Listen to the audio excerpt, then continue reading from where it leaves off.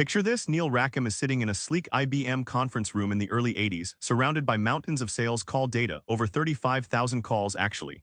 He's about to crack why traditional sales tactics fail in high-stakes deals. But here's the twist: closing techniques that work for small sales, they don't cut it for big ones. So what does? That secret's hidden in 4 letters: spin. We're diving deep. Most salespeople sprint to the close, fast and flashy, but in massive deals, rushing kills you. Why? Because big sales are a different beast entirely. They demand patience, subtlety, and research. IBM's sales team once pushed hard to close a lucrative software contract with a Fortune 500 client. The rep jumped straight into closing tactics, pitching discounts and trial deadlines.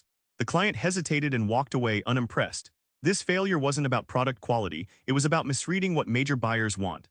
Rackham's data revealed this pattern repeated across thousands of deals. Think of small sales like quick sprints. You dash, grab the deal, and move on. But big sales, they're more like marathons through unpredictable terrain. You can't just muscle your way to the finish.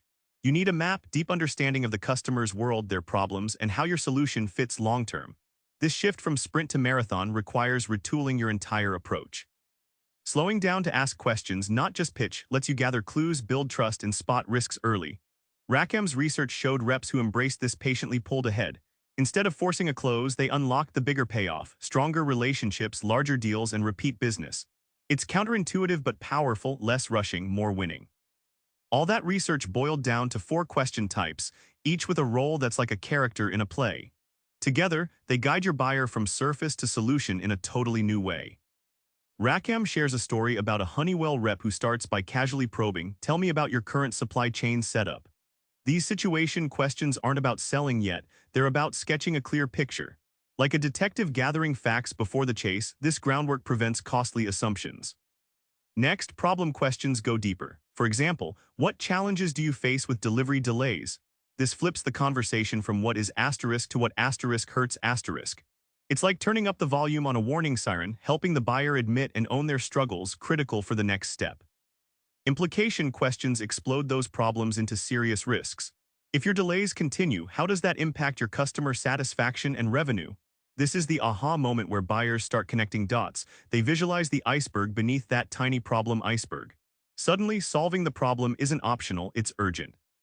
Once the problem's clear and the pain felt, it's time to turn the buyer's head toward hope. This is where most sellers fumble, but spin gets it just right. Rackham paints a vivid scene with a Shell oil sales rep who, instead of blabbering product specs, asks, "How would reducing downtime by 20% impact your operations?"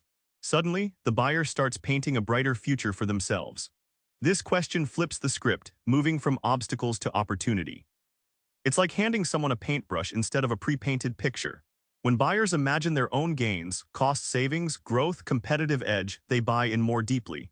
Need-payoff questions engage their brains and emotions, turning passive listeners into active champions of change. The payoff: closing feels natural, not forced. Deals that once dragged on become smooth handshakes.